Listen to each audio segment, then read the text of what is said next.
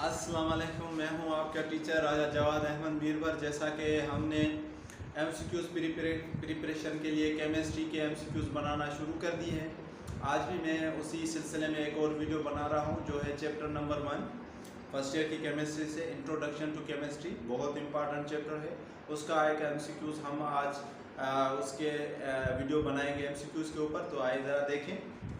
लेकिन इससे पहले कि मैं ये वीडियो आपको बताऊं, समझाऊं, अगर अभी तक आप लोगों ने मेरा ये चैनल निशान दोस्ती सब्सक्राइब नहीं किया तो सब्सक्राइब कर दें। अगर वीडियो आपको पसंद आए तो लाइक करें और शेयर और कमेंट लाजमी करें। तो आइए देखें, सवाल है हमारे पास कि atomic mass is defined as.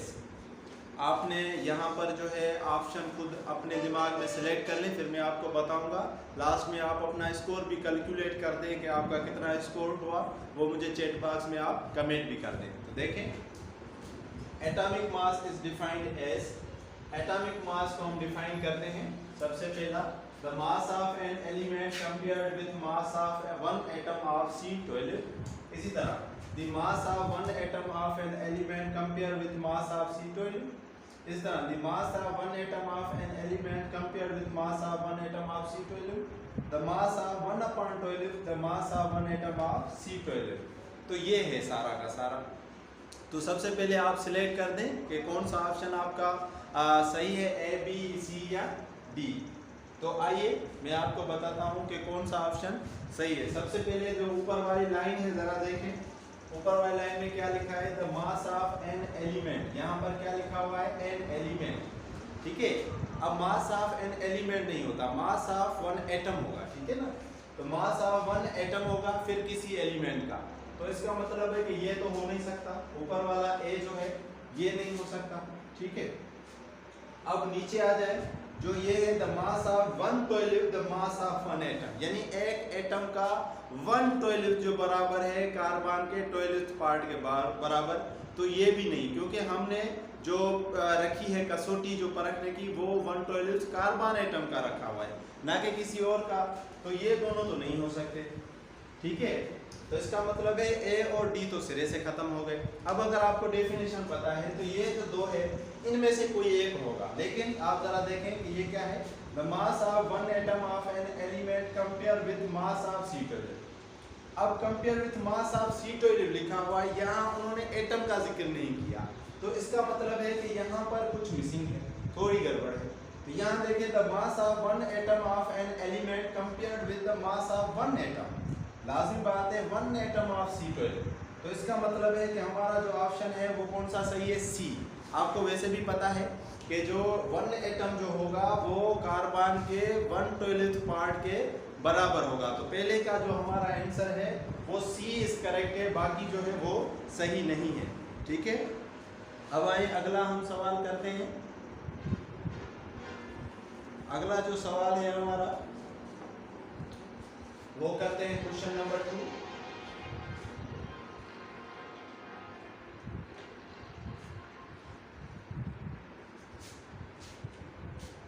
Question number 2 है हमारे पास, क्वेश्चन नंबर 2 है हमारे पास के 4.444 मल्टीप्लाई बाय 2.2 इक्वल्स टू किसके बराबर होगा। ठीक है, ये हमें मालूम करना है। हमारे पास जो ऑप्शन गिवन है वो है 8.48।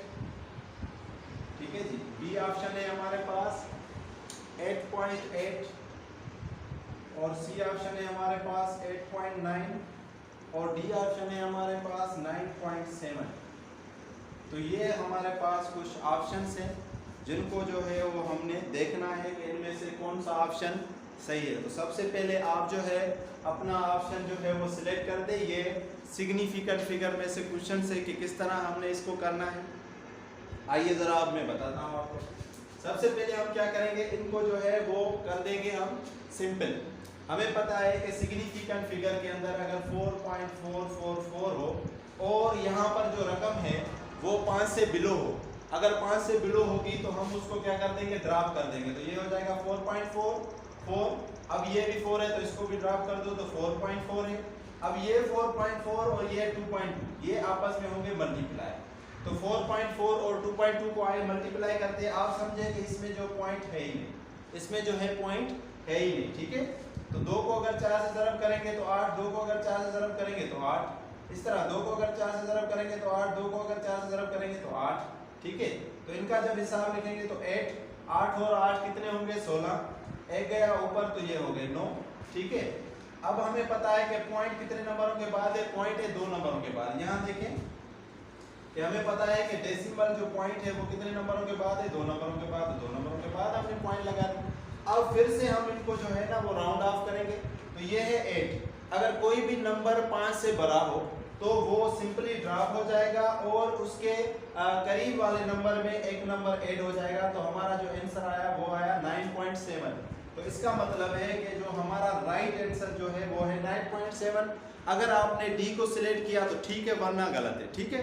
तो एक मरतबा मैं फिर आपको समझा देता हूँ कि सबसे पहले जो नंबर है उस नंबर को आपने करना है राउंड ऑफ, उस नंबर को आपने क्या करना है राउंड ऑफ, जितने नंबर मिले हैं उतने दफा।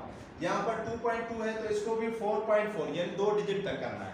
तो 4.4 को हमने राउंड ऑफ कैसे किया कि 4 जो है वो 5 से कम है, जो भी रकम 5 से कम होगी उसको सिंपली ड्रॉप करेंगे, जो 5 से बड़ी होगी उसको ड्रॉप करने के बाद एक नंबर उसके प्रीसिडेंट में ऐड कर देंगे। अगर इक्वल टू 5 है तो अगर एक ही नंबर आ रहा है, 8 नंबर आ रहा है तो फिर तो उसमें ऐड नहीं होगा, अगर इवन नंबर है तो ऐड होगा।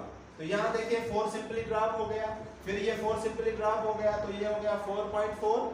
अब इस 4.4 को हमने ज़रब दी 2.2 से, जब हमने इसको ज़रब दी तो हमारे पास आंसर आया 9.68, क्योंकि पॉइंट 2 नंबरों के बाद है तो 2 नंबरों के बाद पॉइंट लगाई।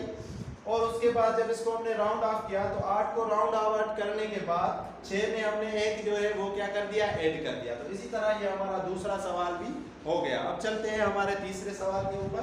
तो आप अपना जो है ऑप्शन लिखते भी जाए और समझते भी जाए, और चेक बॉक्स में लास्ट में वीडियो के एंड पे आपने जो है वो स्कोर भी बताना है कि किसका कितना स्कोर आया।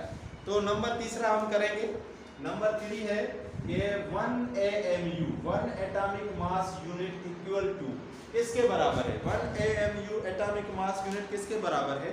तो हमारे पास ऑप्शन है नंबर ए 1.66 इंटू 10⁻23 ग्राम, ये है ग्राम में हमें चाहिए। नंबर बी है हमारे पास 1.66 इंटू 10⁻24 ग्राम, ये नंबर बी है। नंबर सी है हमारे पास 1.66 इंटू 10⁻28 ग्राम, 10⁻28 ग्राम। और नंबर डी है हमारे पास 9.1 इंटू 10⁻28 ग्राम, 9.1 इंटू 10⁻28 ग्राम।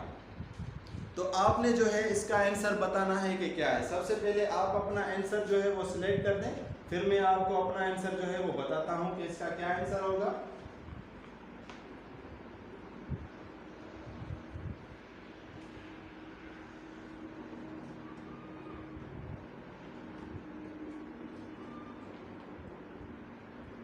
जल्दी करें, देखें क्या आंसर आपका आता है।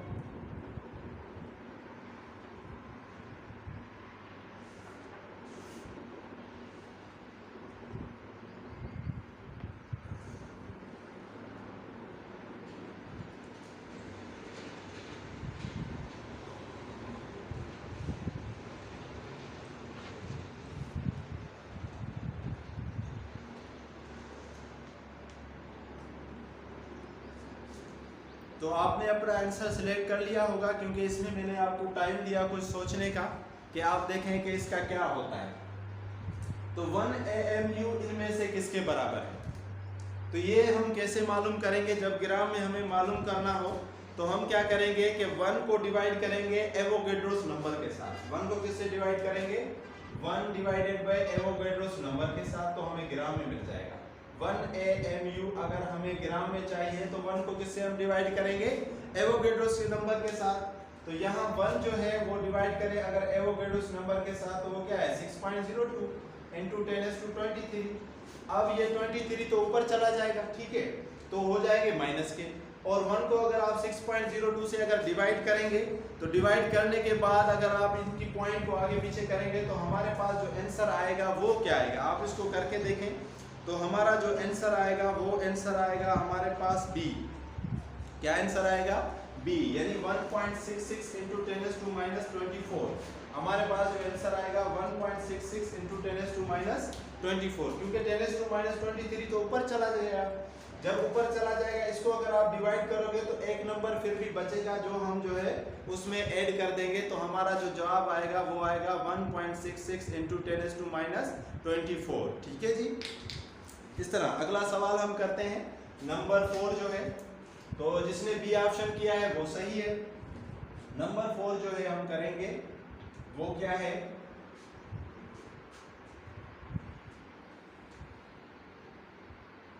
नंबर 4 जो हमारे पास ऑप्शन है, जो सवाल है हमारे पास number 4, a hydrocarbon contains, a hydrocarbon contains 74% carbon and 26% hydrogen, 26% hydrogen. The empirical formula is, तो हमें बताना है कि एम्पिरिकल फार्मूला क्या है। द एम्पिरिकल फार्मूला इज, तो हमारे पास जो ऑप्शन है CH3 है, CH2 है, CH2 है और CH4 है, और जो हमारे पास डी ऑप्शन है वो है हमारे पास CH। ठीक है, तो ये हमारे पास एम्पिरिकल फार्मूला है। अब यहाँ पर कुछ भी नहीं मिला हुआ, जस्ट परसेंटेज हमें मिली हुई है, तो परसेंटेज मिली हुई है। अब हमने बताना है कि भाई हमारा जो है वो एम्पिरिकल फार्मूला क्या है। Empirical formula by the way किसे कहते हैं, जो सिंपलेस्ट फार्मूला है। तो अपना आप ऑप्शन सिलेक्ट कर लें।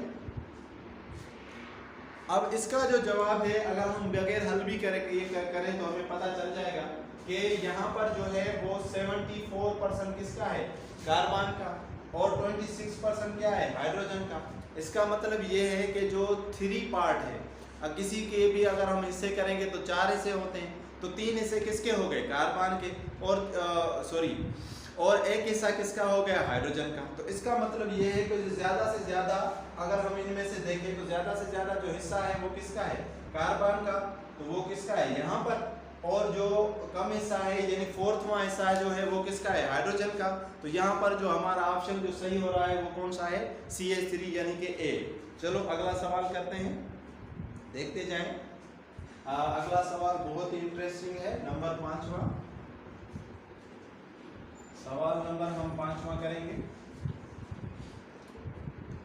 क्वेश्चन नंबर 5वां क्या कहता है कि A glass contains 180 gram of water. A glass contains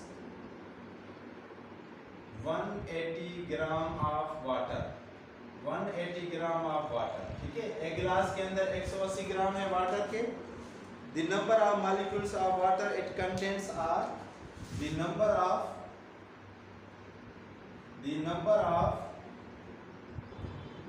molecules of water it contains are, अब ये कितने हैं ये हमें पता है। हमारे पास जो ऑप्शन है एक है 6.02 इंटू 10⁻²⁴।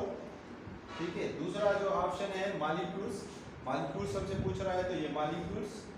ठीक है जी, दूसरा हमारे पास ऑप्शन है 6.02 इंटू 10⁻23 मॉलिक्यूल्स, और जो सी है वो है 6.02 इंटू 10⁻24 मॉलिक्यूल, 25 मॉलिक्यूल्स, और आखिरी जो है डी जो है वो है 6.02 इंटू 10⁻25 मॉलिक्यूल्स। तो ये हमारे पास ऑप्शन है।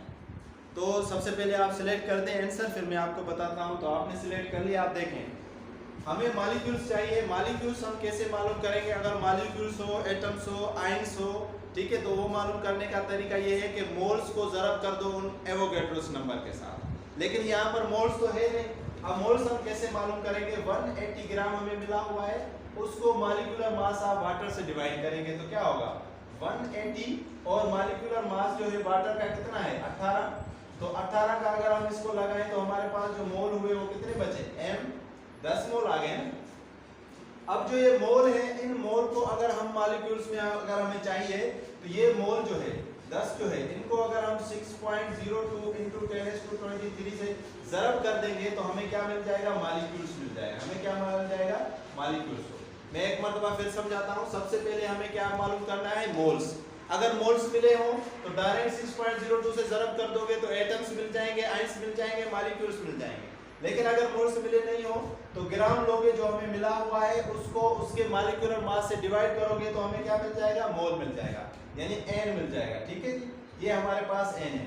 तो n हमें 180 को अगर 18 से डिवाइड करोगे तो हमारे पास 10 आंसर आ गया। अब इस 10 को अगर 6.02 × 10⁻23 से ज़रब करोगे तो हमें मॉलिक्यूल्स मिल जाएगा। अब ये 6.02 तो वैसे का वैसा रहा, ठीक है ना। अब ये है 10⁻23, ये है 1। तो यहाँ पर ज़रब के अंदर अगर बेस सेम हो तो पावर ऐड हो जाते हैं, तो ये क्या हो जाएगा? 10⁻24 मॉलिक्यूल्स। तो इसका मतलब है कि जो आंसर होगा 6.02 × 10⁻24 वो सही होगा। तो यहाँ देखें कि ये कौन सा है? ए। तो हमारा जो ऑप्शन जो सही हुआ वो क्या है? ए। तो इसी तरह आज की हम वीडियो यहाँ पर खत्म करेंगे इंशाल्लाह। आप हमें और चैट बॉक्स में अपना स्कोर जो है वो मैसेज करें। Thank you very much.